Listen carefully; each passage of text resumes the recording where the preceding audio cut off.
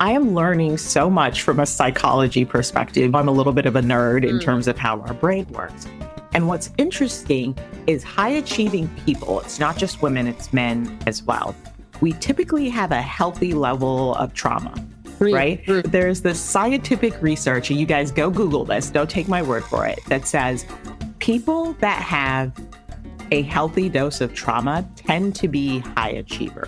But the basement of that trauma is that we're always on go, right? Our self-worth is tied to what we achieved for the day, right? So, and I hear it in your language. I want to achieve things. And I'm not going to stop. But how do I hold space? We are always holding space for everybody else. Sometimes we need to hold space for our doggone selves.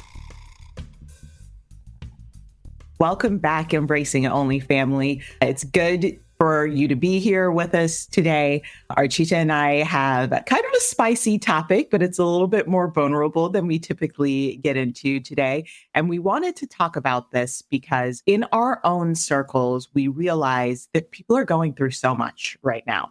It almost feels like a little bit of a dark period. Like there's this dark gray cloud hanging over our heads for whatever reason, and it's impacting all of us differently in not very positive ways.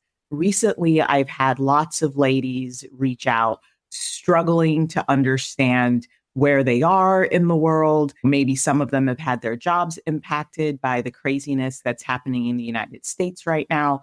Others are struggling with weight, struggling with work, struggling with family, struggling with kids, struggling with their businesses.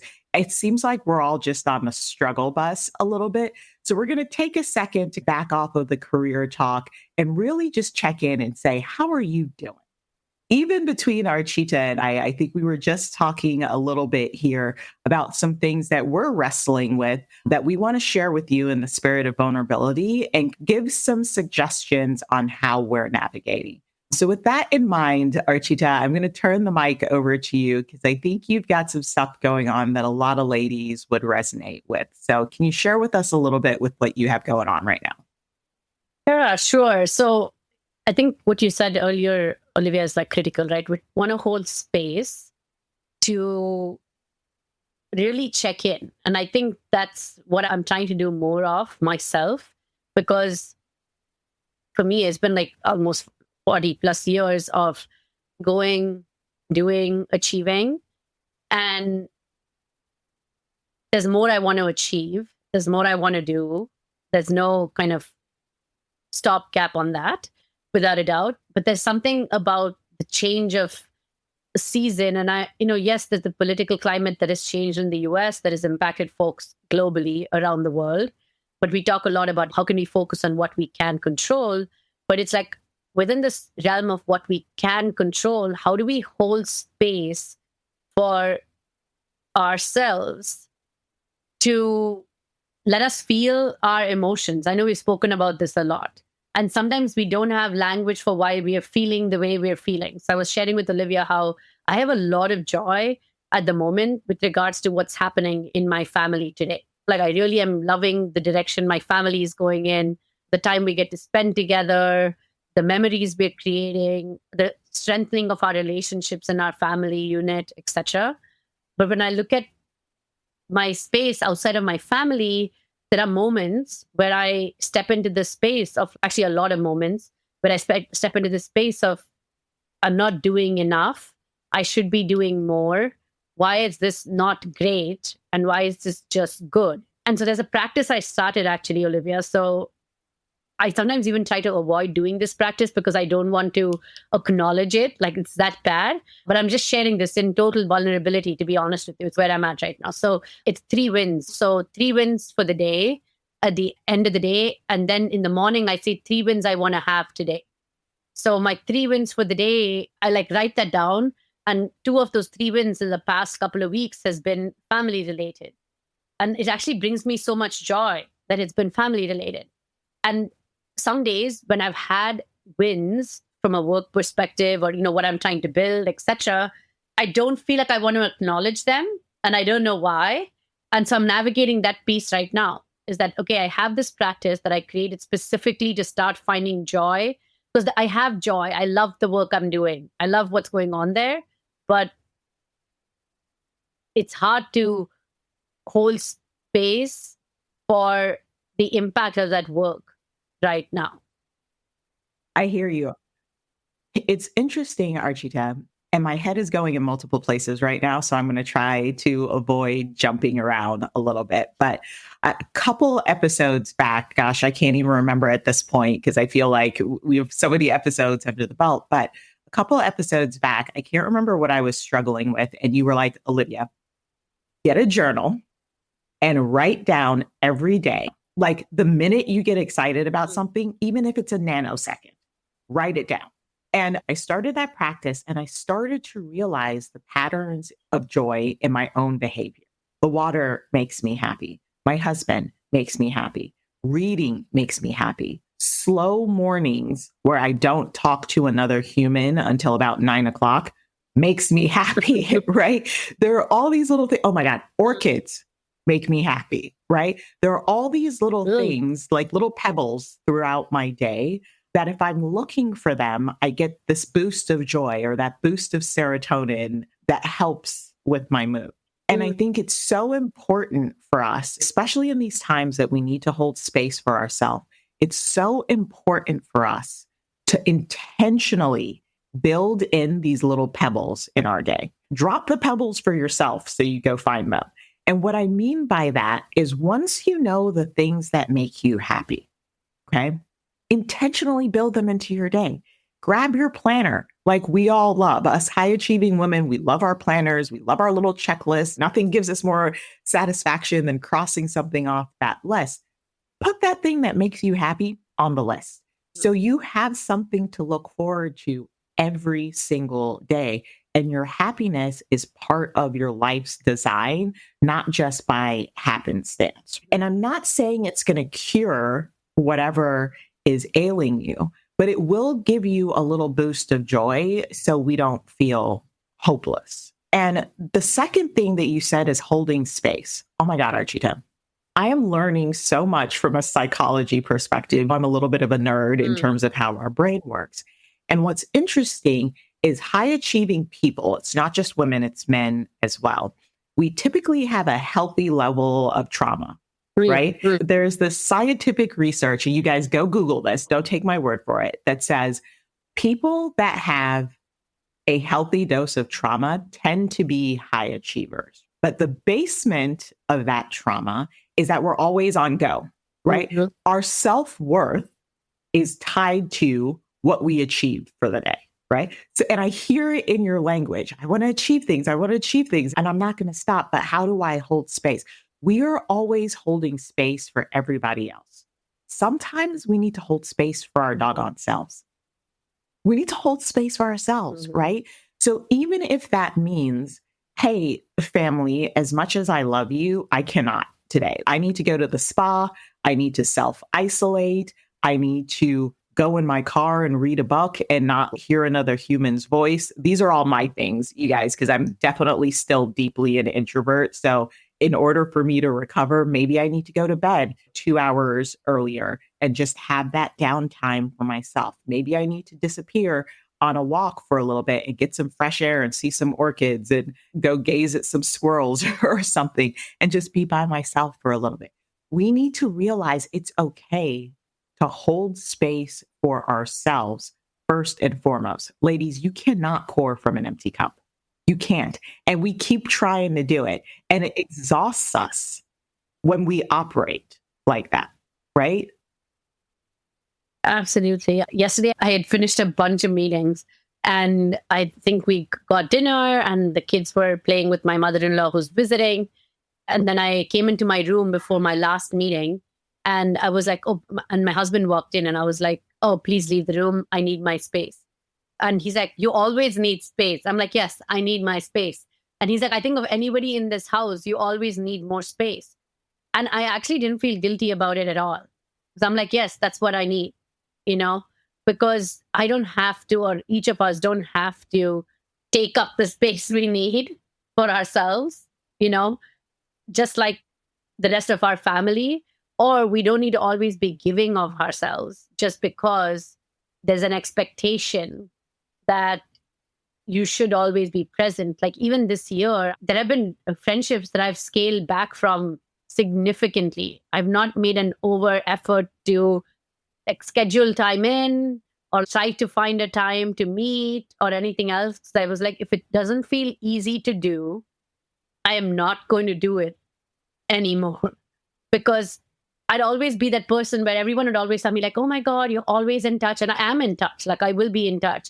But I've literally told myself, if it doesn't feel easy for my mental like ability to do, I'm not going to go out of my way to keep that relationship intact or whatever. Try to keep adding to that relationship, because this year, or not even this year, like right now in my life, I just need to listen to what Archita's body is telling her, what she needs.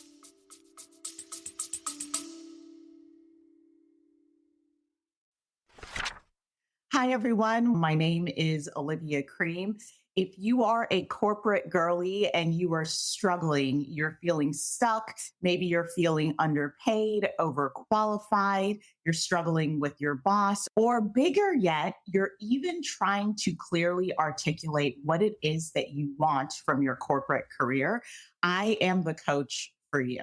So if you're ambitious and you've got goals to accomplish and you want to accomplish them quickly, check out my website, oliviacream.com. I would love to help you reach your goals.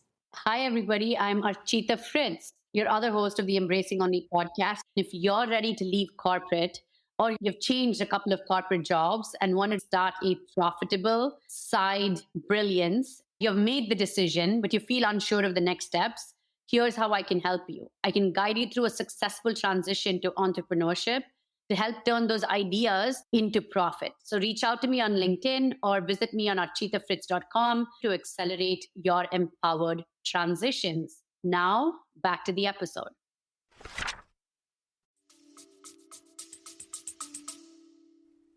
Archita, it's so funny you say that. I saw this thing on Instagram and I certainly want to credit the person that said it. So I'm doing my best to find it right now. But it said that our emotions really speak to us, right? And it's not something that we should be. It was Adam Grant. And I know, Rolling my eyes. I know. Roll your eyes at me. I know. But this one was actually good. He said, the purpose of negative emotions is not to cause misery. It's to prevent mistakes. Outrage is a signal to speak up. Anxiety is a prompt to prepare. Guilt is a reminder to repair. Disappointment is a cue to persist. Pain reveals principles. Where we hurt is a clue to what we value, right? And I take that, I was like, oh man, that is gold, because sometimes we feel these feelings and we feel guilty for having the feelings. Like, I'm sorry, what now? Wait, your feelings are signals from your body that you need to do something differently, whether it's speak up, whether it's change your environment, whether it's take a break from a relationship, whether it's whatever. Your emotions are signals to you for what your body needs. So I think his context was a little bit more in terms of how your emotions relate to what's going on at work. But the same thing applies at home and in your relationships as well. And I want to sum up what you just said a little bit here, because I think it is so important. We often chase the thing that's difficult because society has told us it's going to be difficult. You got to grit it out. You got to persist. You got to be strong. You got to do those things. But I'm telling you, ladies, and this is coming from someone who was a self-described warrior. Okay. Like literally, I used to describe myself as a super strong woman. I'm a warrior. I don't take crap from anybody. Anything that I want to go get, I can go kick down doors and get it. Girl, I retired her. Okay. Yes. I do not want a war with anybody anymore. I don't want to be strong. I'm a delicate flower. I want ease. I want joy. I want peace. And I only want to chase the things that I feel I can do with ease and that feel good to me. Right. And you can extrapolate that to work and to home, because frequently in our careers, right, we chase these paths. We've talked about this. We go do these things because somebody told us that we couldn't do it. and we stretch ourselves thin and we kick and we claw and we go chase these things. Instead, we should be asking ourselves the question, what do I do well and with ease? And how do I do more of that? And it's the same in our personal life. Who does it feel easy to be around, right? Who brings me joy that I can just breathe in their presence? Let's chase those relationships instead of the ones that we're always struggling with, fighting to connect, fighting to make time. Maybe you get on the phone with this person and you're always the one holding space for them, and it's exhausting for you.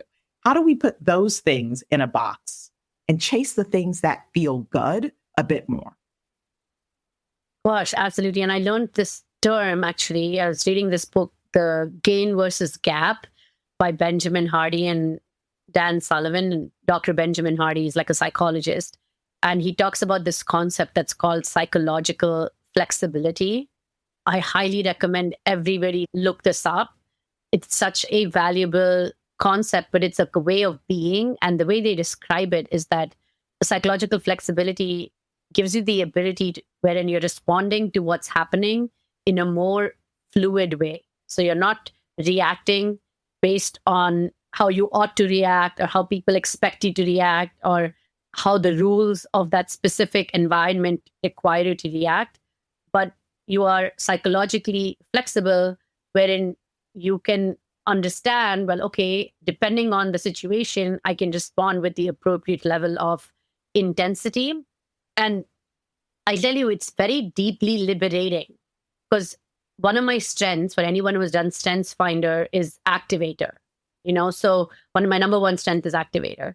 So in any situation, people have now expect me to activate. And quite frankly, it's one of the strengths that a lot of people hire me for. My clients hire me for. Sales is lagging. Okay, that's what I sell. I'm like, I can step in, help activate, help move things forward. But with the psychological flexibility, what it's helped me kind of embrace is that like holding space. They have a 3-section kind of focus, which is like exist, engage, expand. And they talk about like the existing piece, which is you're kind of like accepting your present moment of what is happening versus dwelling and ruminating on, oh my gosh, this is how I've used activation in the past. If I was in this situation, I would have already done these 10 steps. This is the conversation we had at the start, right? I'm sitting in my current situation and naturally my mind is going in, why am I not doing more to push my business further? Why am I not doing more to do this further? But then this part of my experience that I'm like learning more of, this existing part, is that I'm here in this present moment. What is it telling me? And what am I willing to accept? And am I able to see myself as this experience rather than this concept of achieve? So highly recommend it. Look up psychological flexibility and give yourself permission to figure out how you can exist, engage, and then expand in whatever it is that you are navigating right now. I love to read, so it's going on my list. Dan's going to be like, oh my God, another book is coming into this house. But I think there is beauty in what you're saying. And even without reading the book, I'm just going to share life according to Olivia, right? And I can't remember what author said this, so you guys forgive me, maybe Google it so you could figure out who said this. But he said, there is magic in between external stimulus, right? Whatever is happening, whether it's a job, whether it's your husband, whether it's people you hate, whether it's whatever, external stimulus and reaction or action. There is a gap there, right? And in that gap, that is where you hold your power. You surrender your power if the external stimulus for you goes straight to reaction, right? So you're just responding to things in your environment. You're being pushed, you're being pulled because your environment is sending these signals and you're just responding and reacting to them. But if you take a minute, and I think you categorized it as just being, to just be in the stillness, in that gap between external stimulus and reaction, you will find there is so much clarity there. Yes. Right? You do not need to react to everything that stimulates you, good, bad, or indifferent. You don't need to react to it, right? So there is beauty and there is control, and it's back to living intentionally. When something happens to you, to sit in it and say, okay, Do I take this on? Do I have the mental, physical, emotional capacity to take this on? Can I control it? Is this something I want to take on? And if not, let it be. And if yes, great, hash a plan. And instead of reacting, you action on it. But it's not a reaction because you've thought about it, right? You've made a conscious choice that you are going to take on this thing that just poked you, just gave you some stimulus. That is how we snatch our power back from feeling so desperate, from feeling like we're spiraling, is by taking that strategic pause in between stimulus and reaction. Gosh, yes, yes, yes, 100% yes. And this is that expansion piece I was talking about, wherein how can we just see, because we have 100 thoughts going on in our mind constantly, but how can we just see them as thoughts rather than giving them the power that they aren't helpful, right? So I have this thought of why are we not pushing this podcast even further? I have this thought literally on a daily basis, right? And so today, as I was walking, I was like, okay, I have this thought. That's good. Like, I don't need to react right now. I don't need to go into this spiral of, oh, we should have done this, we should have done that. It's a thought. And I'm not going to give it more power than beyond the fact that it is just a thought. And then there are these other aspects of like emotions that come along. So we've spoken about this a lot. And I'm always putting Olivia into this feel your emotion space. But as we're experiencing these emotions, are we able to open up and tolerate those painful emotions rather than struggle with them or being overwhelmed by them? So with anything that might be happening around our lives today, like things that we cannot control and things within our lives today that we might feel like we can control, how are we opening up to the emotion? And I mean, really opening up to the emotion rather than feeling overwhelmed by the emotion. There's a significant difference, like opening up versus overwhelmed. Now it's time for me to be vulnerable. Tell me. I'm actually really mad at you for making me feel my emotions. Because, Archita, I'm telling you, pre you in this podcast situation, I probably cried once a year, maybe. If I was crying, my husband was like, did someone die? Is someone about to die? What happened? It just was not something that I did. And I realized after your prodding and like, Olivia, you're not a robot. I know you have them. Feel those emotions because we're both the same astrological sign here. So, I have these big emotions, but I had been so conditioned because of how I grew up, because of the choices I made early in my life, that like the emotions aren't healthy. They're not helpful. Like I literally used to say, who has feelings anyways? Like feelings aren't facts. They're not helpful. Just like put them away. They're not going to help you, girl. So these days I'm feeling all the feels. Okay. And I really got to tell you, I've become a better human for it. And what I realized is I had power that I didn't even realize that I had, that were my emotional wounds were portals to me tapping into that hidden power. Yes. Right.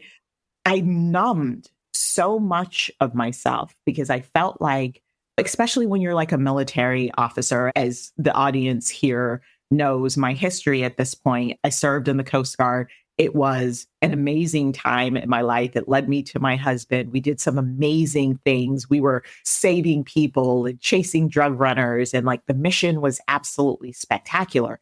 But on a personal level, it really did quite a bit of damage to me because there was no space to feel my emotions when you're doing something like that. If the ship is on fire, I can't be worried about, how do I feel about this? Like I got to go do what I need to go do to make sure that these people, these lives that are under my command continue to live, right? I didn't have time and space for that. But now it's like, I realize there are a few things that I struggle with. And I'm just going to be open and honest with the audience because I think sometimes the audience is like, Olivia has it together. Let me just tell you guys, no, I do not. No, I do not. Okay. So at work, I realize I'm in a little bit of an interesting situation at work. But what I realize is I still have a fear of rejection. I don't like to be rejected.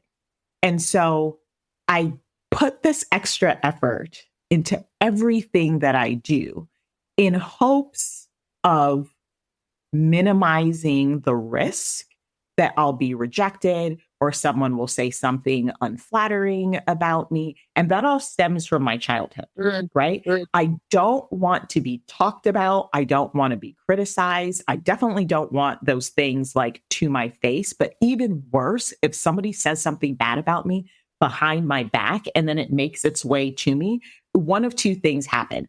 I either want to roll a grenade under the car of whoever said something bad, right?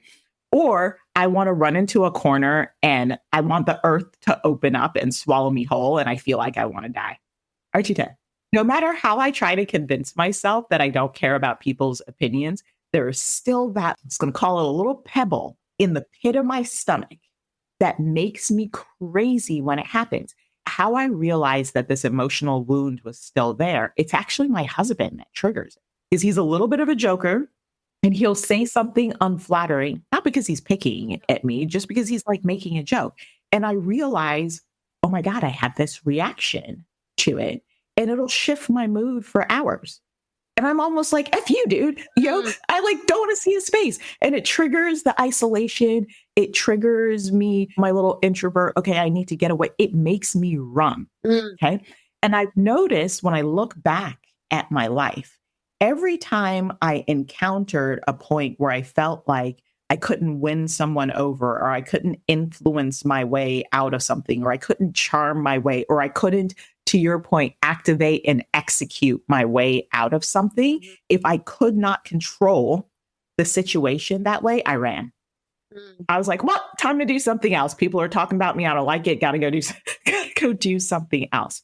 And in this day and age, and I think honestly, you and I have talked about this. I think the universe has given me the experience that I'm going through right now so that I could realize that this emotional wound still exists and find a way not to circumvent it, Right. but to feel my way through it. 100%. Right? It is painful to feel your way through it. It has absolutely been given as a gift to feel your way through it. And what you said is something so many people experience every single day. This need to perform, right? We've spoken about this need to perform for love constantly over and over and over and over and over again.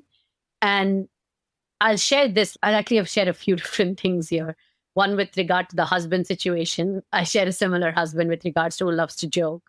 But the key piece about us fearing any kind of rejection, so overcompensating by overperforming. So there's never a space for any rejection because it's like, how is it even possible? I've overperformed. There's no way they'd ever reject me.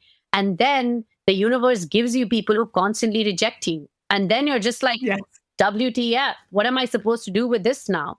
And so this is where I will request everyone to say out loud with me, I am enough. I am enough. I am enough. I cannot tell you how powerful those three words can be for you. I am enough. It is irrelevant how you screw up. It's irrelevant how you overperform. It's irrelevant. And I'm saying this because of my own experience with this whole thing.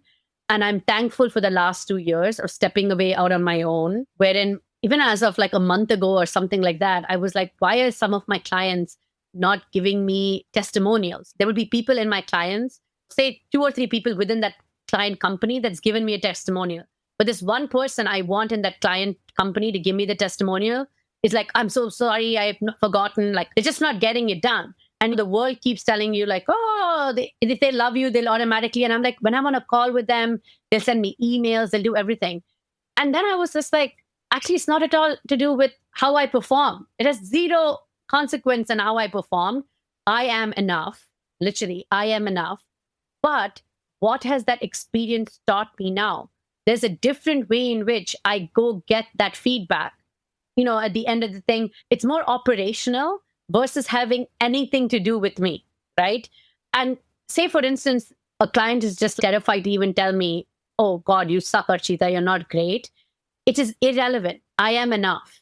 We tell our kids this all the damn time, but as adults, we don't tell ourselves this. So I wanted to just share one last thing here with regards to this trauma experience that you you mentioned. And so again, read this book. I really recommend it, The Gain versus the Gap. And it's not a book about be positive and all this crap. No, that's not the idea.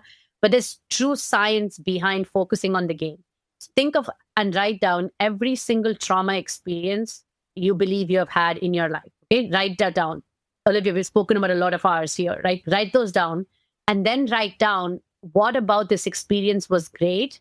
What about this experience was not good? And then organize your recollection of that experience to focus on the gain. Because you know what the beauty of our past experiences are? We can write how they are. They've happened. So we can retell ourselves the story of how it happened. But we choose to constantly focus on the gap aspect of that story because, I don't know, it helps our threat detection parts of our brain to feel like, oh, that's why you're threatened. That's why now life is treating you this way, blah, blah, blue, blue, all of this. But if you were to, we have this unbelievable ability to rewrite our disorganized past.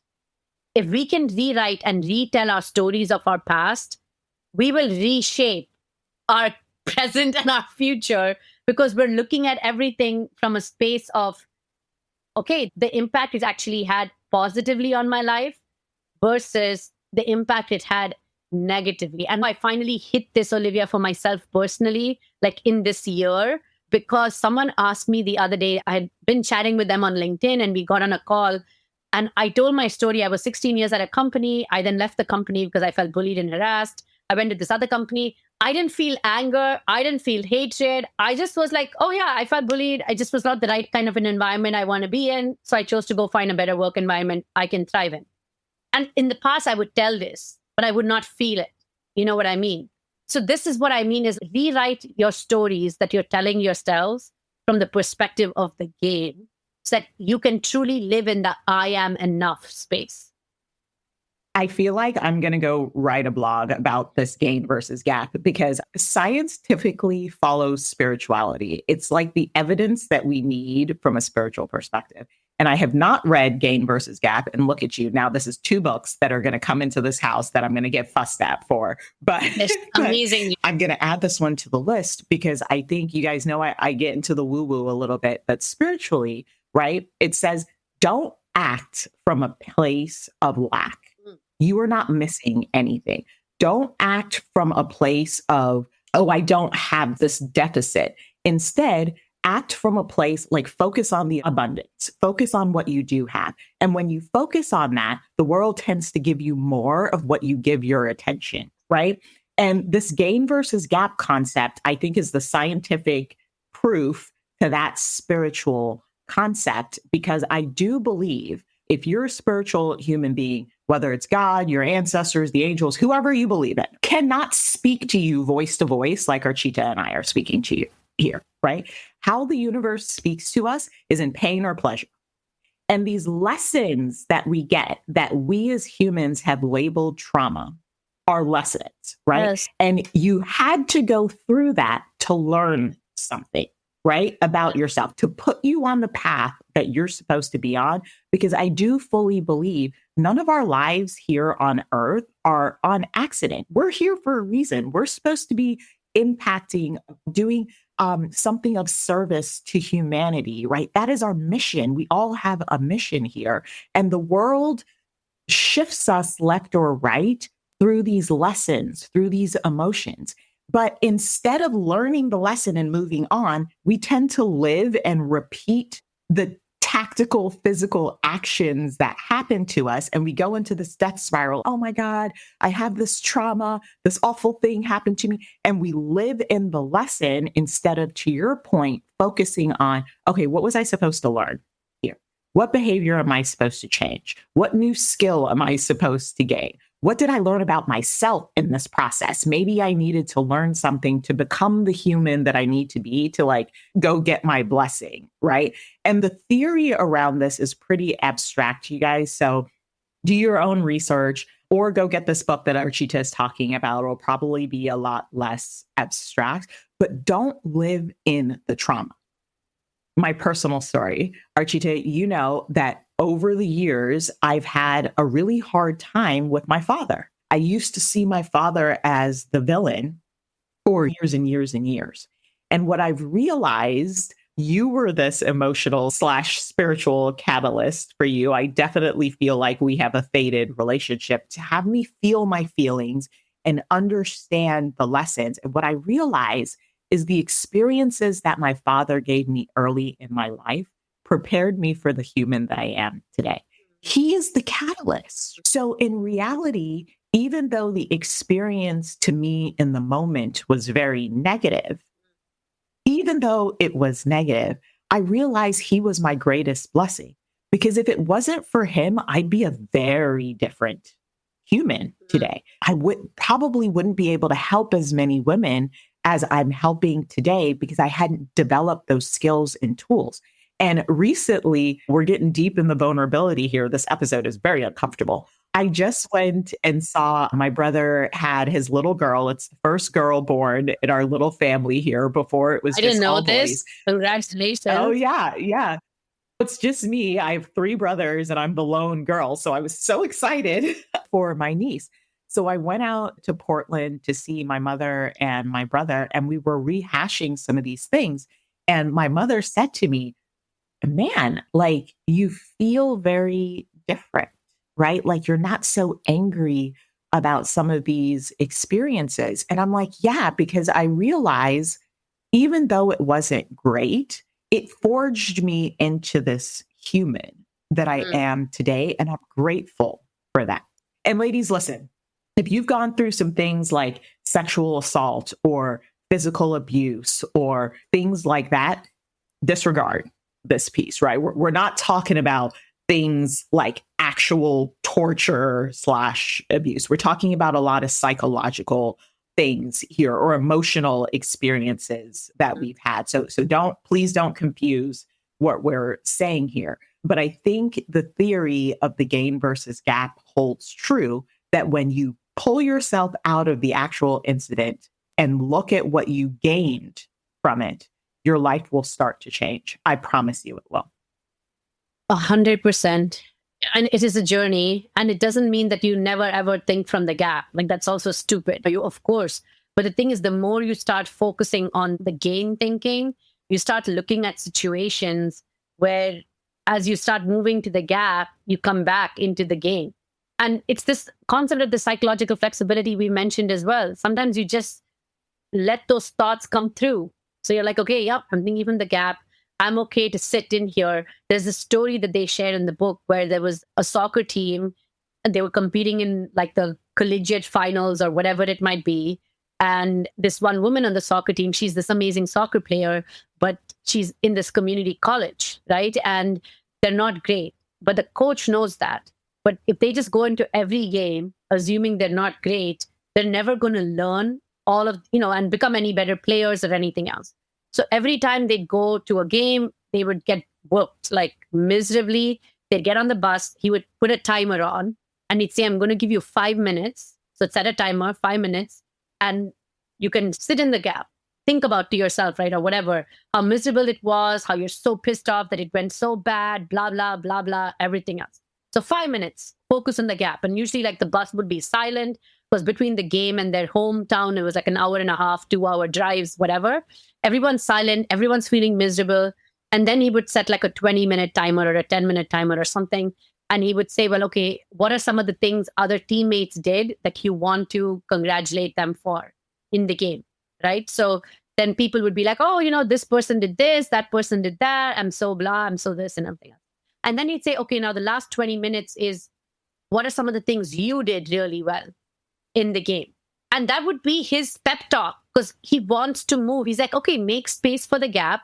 And this is what I think what I'm trying to say here too is I don't think either Olivia or I are advocating for like not going, you're going to go there. Like that's just the human mind. That's where the human mind is going to take you. So make space for it, but then try to find yourself back out of that gap into what went well. And if you can't see it, ask a partner. So if, at the end of the day, if you can't figure out, well, what were my 3 wins for the day, ask your partner. I can't think today. What were my 3 wins for the day? I just cannot. Like everything feels so dark. Like it doesn't feel great. And then just the questions they ask, or call a friend up, or send Olivia and I a DM or a text, whatever it might be, make that intentional effort to literally be the person in the driver's seat of your life. Because otherwise, the world with all its distractions will veer you off course very quickly. I'm going to say that again. Be in the driver's seat of your life. And oh, by the way, your brain is not you. Your brain is your hardware. You are the software. You have to control it, right? So if it want to has those thoughts, let it have those thoughts. But at the end of the day, you get to decide what thoughts you hold onto. So mind the gap, but push your brain towards the game. But as we're coming to a close here, I also want to send this little message. Everybody knows my husband is the most significant thing, I think, in my life. That does not mean I attach my self-worth to his. Let me be very clear. I do not. Okay. He can do his thing. I'm doing my thing. We're individuals, but he's the greatest lesson for me. I learn something from him every day. And I will tell you, ladies, even though this podcast is for us, the men struggle with being enough because they believe that their sole purpose on this earth is to take care of things, take care of us, provide, do all of these things. And sometimes they need to hear from us. Even if all you could do was lift your pinky finger, you are enough and I love you. So I encourage you to also share that message with the men in your lives. Sometimes they just need a little pick me up as well. Tell them, just go tell them you're enough. And even if you couldn't do anything for me, you would still be enough. They need to hear it from us too. Okay. That's amazing. I think that's so great that you shared that. It's so important because I did mention this earlier with the joke, right? My husband literally had that conversation with me 4 months ago where sometimes I just like to joke and it's me and my son. We don't get his jokes. Like they're not funny to us at all. Like they've never been funny to me ever because those jokes are not jokes in my opinion, but it's how he likes to communicate. It's how he likes to bring joy in his life, right? And I've got to be there to share that joy with him. So when he said that to me, it was like, oh my gosh, like I'm creating moments in his day where he feels like he's not enough. Like it's this silly thing about this joke. And so I'm making an effort now, which is so hard, to laugh at the joke. And I even told him this, I'm going to make an effort. And so now it's also become very lighthearted, but he's like, okay, you're trying. Thank you. Or my son too is like, okay, I'm going to try. And so it's so cute to see my kid who is similar to me with regards to his jokes, but he'd be like, ha ha, that was really good, Papa. And we both are like exchanging a knowing look that this was not funny at all, but it's okay. We're laughing. And so recognize those moments, in your own life with your partners, with whoever it might be. And yeah, especially to the men as well, they are enough. And we're all in this journey together. We sure are. Beautifully said, as always. Well, gang, I think we're at the end here. Hopefully this brought a little bit of levity to your life and you realize that you were not on the struggle bus alone. We are all driving this bus together. Use your resources, find those happy moments, build in those intentional happy moments into your day. Remember that you are enough, even if you have to stand in your mess, in your bathroom, staring into that mirror, and you have to say to yourself, I am enough 75 times before you start your day. Girl, do it. Hold space for yourself and also share that I am enough with your spouses, with your children, with the people that you hold most dear, because more than likely they need to hear it as well. So until next time, take care of yourselves and take care of each other.